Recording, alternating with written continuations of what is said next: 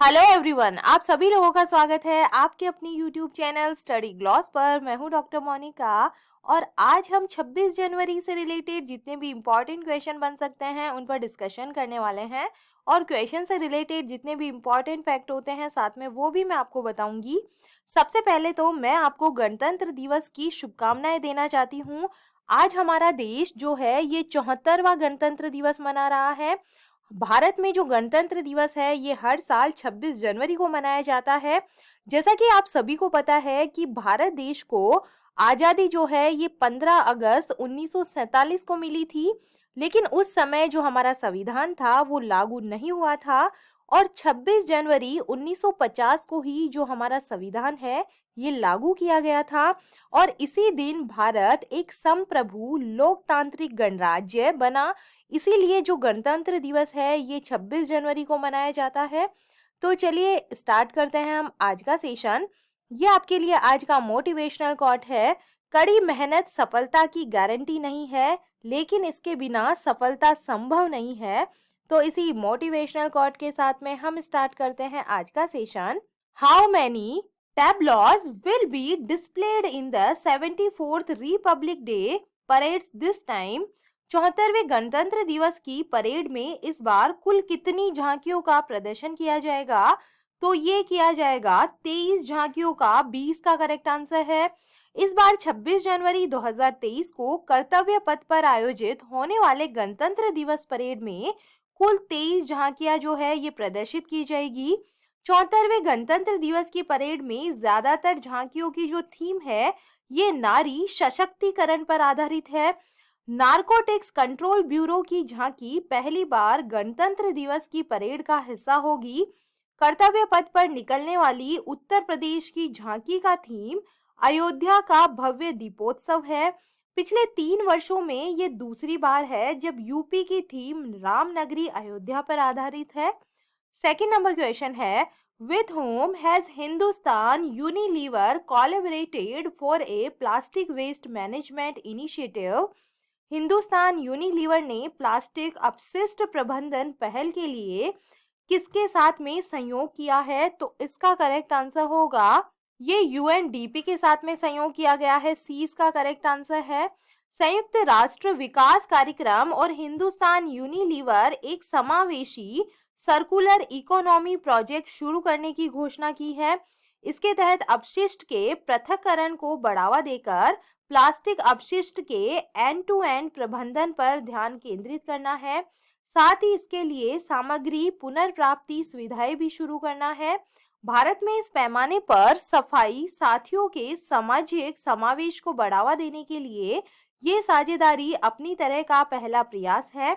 UNDP एक UN agency है और इसकी स्थापना 2 नवंबर 1965 को की गई थी। थर्ड नंबर क्वेश्चन है, how many islands of Andaman and Nicobar island were named after Paramvir Chakra winners? Andaman और निकोबार द्वीप समूह के कितने द्वीपों का नामकरण परमवीर चक्र विजेताओं के नाम पर किया गया है?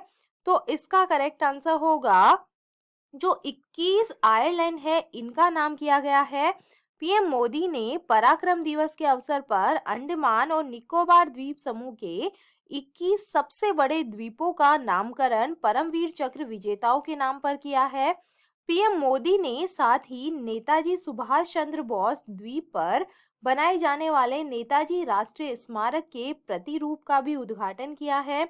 जिन 21 परमवीर चक्र विजेताओं के नाम पर इन द्वीपों का जाना जाएगा, उन्होंने मातृभूमि के कण कण को अपना सब कुछ माना था और उन्होंने भारत माँ की रक्षा के लिए अपना सर्वोच्च जो है ये न्योछावर कर दिया था।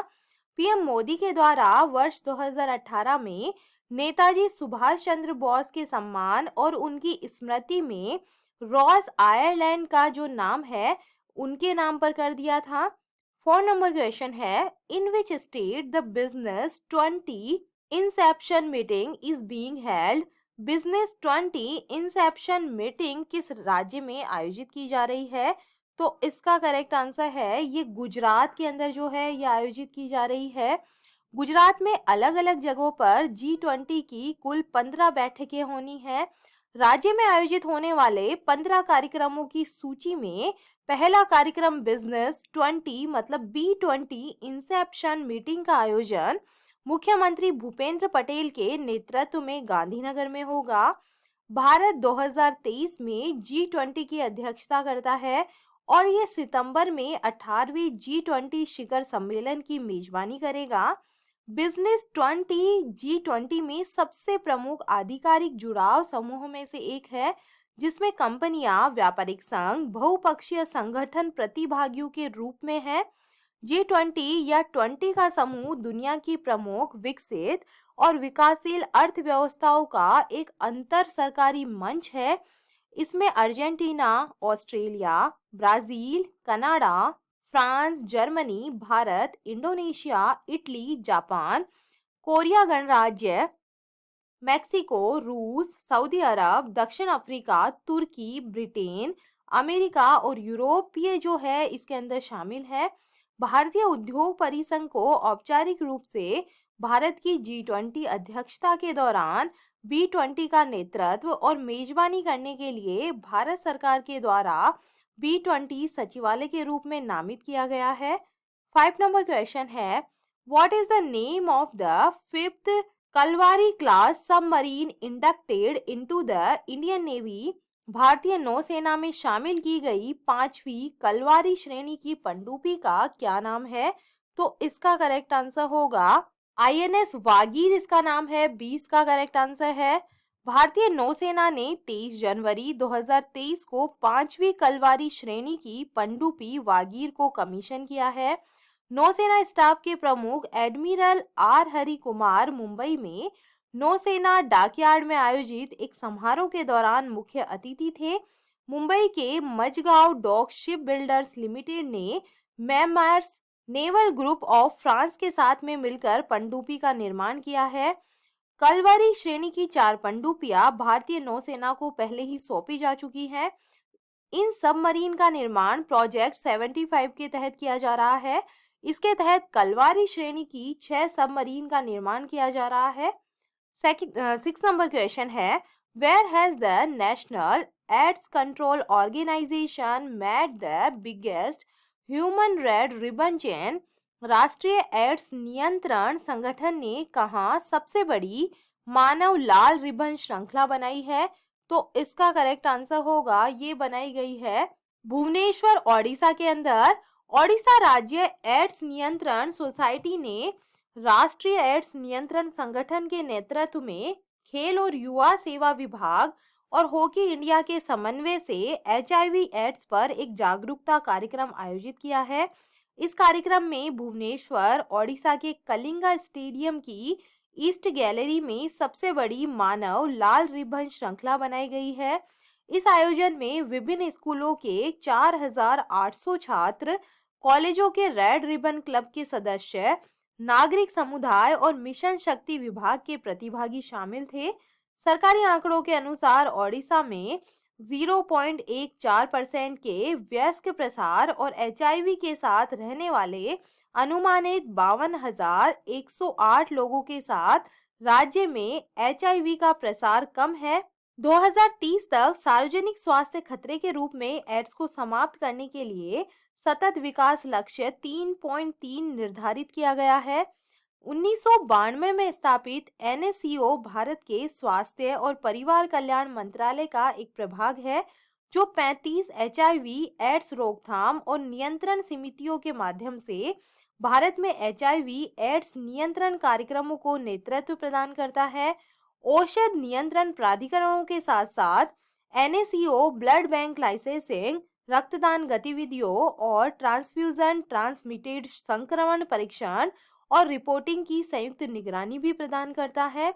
7 नंबर क्वेश्चन है, which states police has started the cyber Congress initiatives? किस राज्य की पुलिस ने साइबर कांग्रेस पहल की शुरुआत की है? तो इसका करेक्ट आंसर है, ये तेलंगाना पुलिस के द्वारा की गई है। तेलंगाना पुलिस की महिला सुरक्षा विंग ने हाल ही में साइबर कांग्रेस पहल शुरू की है। इसका जो उद्देश्य है, ये युवा पीढ़ी को साइबर अपराधों से खुद को और अपने समुदायों को बचाने के लिए आवश्यक ज्ञान और कौशल को प्रशिक्षित, सशक्त और लैस करना है। तेलंगाना की हम बात करें तो चीफ जस्टिस जो यहाँ के हैं ये है उज्जवल बुयान। स्टेट एनिमल है डियर। स्टेट बर्ड है इंडियन रोलर। स्टेट ट्री है Jammi Chettu. The major lake of Telangana तो ये है हुसैन सागर और नागार्जुना सागर।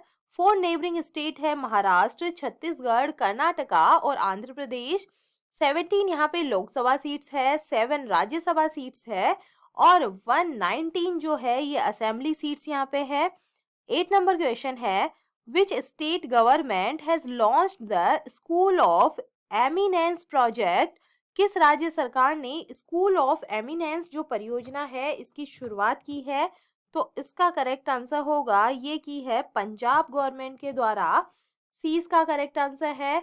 पंजाब के मुख्यमंत्री भगवंत मान ने महत्वाकांक्षी परियोजना स्कूल ऑफ एमिनेंस की शुरुआत की है।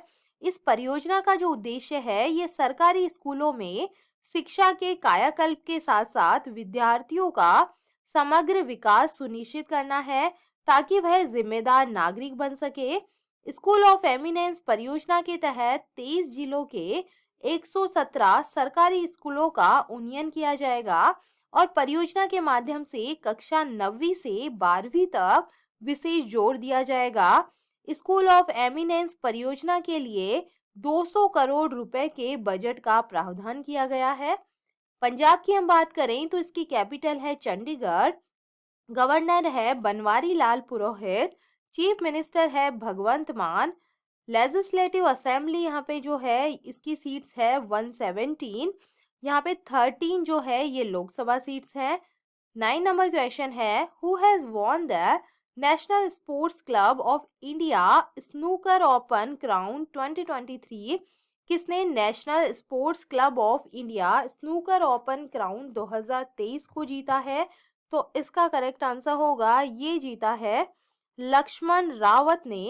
ए इसका करेक्ट आंसर है।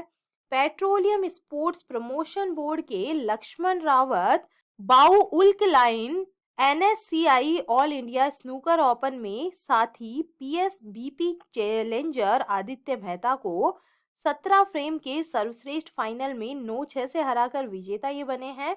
लक्ष्मण रावत टूर्नामेंट के पिछले संस्करण में सौरभ कोठारी से हारकर उपविजेता रहे थे। 2-3 साल के बाद में रावत का ये पहला बड़ा खिताब है। NSCI snooker open crown national sports club of India के द्वारा आयोजित एक स्नूकर टूर्नामेंट है। टूर्नामेंट पूरे भारत के खिलाड़ियों के लिए खुला है और इसमें बेस्ट ऑफ 17 फ्रेम फाइनल शामिल है। टूर्नामेंट को भारतीय स्नूकर में एक प्रमुख खिताब माना जाता है और टूर्नामेंट के चैंपियन को एनएससीआई स्नूकर ओपन क्राउन से सम्मानित किया जाता है। 10 नंबर क्वेश्चन है In which city the first World Tourism Investor Summit will be organized by the Ministry of Tourism?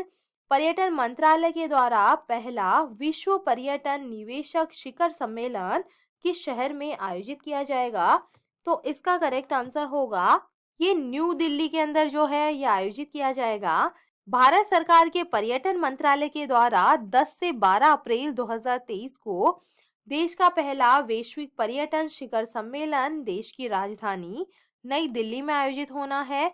Bharat वैश्विक पर्यटन निवेशक शिखर सम्मेलन में पर्यटन के विभिन्न क्षेत्रों उदाहरण के लिए थीम पार्क, साहसिक पर्यटन जिसे एडवेंचर टूरिज्म के नाम से जानते हैं और कल्याण पर्यटन यानी कि वेलनेस टूरिज्म में भी निवेश और व्यापार के मौके प्रदर्शित करेगा।